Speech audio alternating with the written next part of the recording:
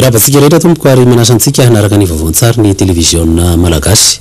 Maromaro ny andinim-baovao harahantsika eto ka ao ohatra ny fifarana ny fivoriana ara-potoana voalohany teo anivo ny filan-kevitra ambonin'ny tetezamita.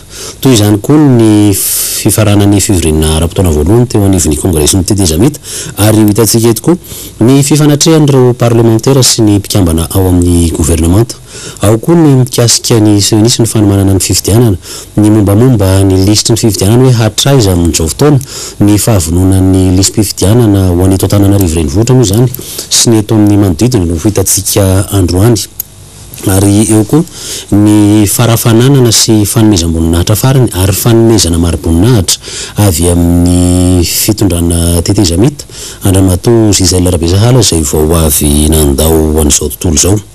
Fa ny hanomboantsika azy dia ny mikasika ny fifaranan'ny fivoriana voalohany teo anivo ny kongresin'ny tetezamita fivoriana ara-potoana voalohany izay naharitra 80 andro ka tamin'izay famaranana ny fivoriana izay dia rehefa natao ny tombana dia betsaka ny vita saingy mbola maro koa ny tsefa eo amin'ny fandiniana ireo volavolan-dalàna isan-karazany izay naroso teo anivon'ny kongresin'ny tetezamita ny famitirana izay miarahantsika amin'ny Odon Ivolala.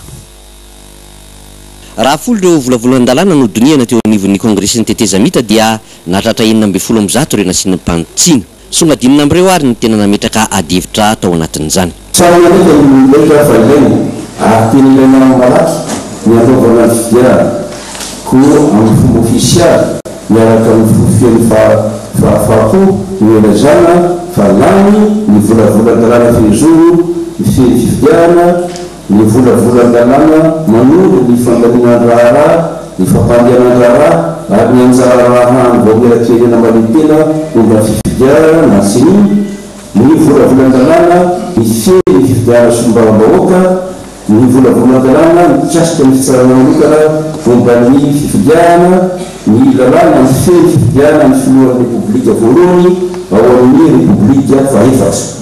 Ankoatr'ireo moa dia tsy adino ihany koa ny mikasika ny fahasalamana, ny fitsarana, fandriampahalemana sy ny hafa.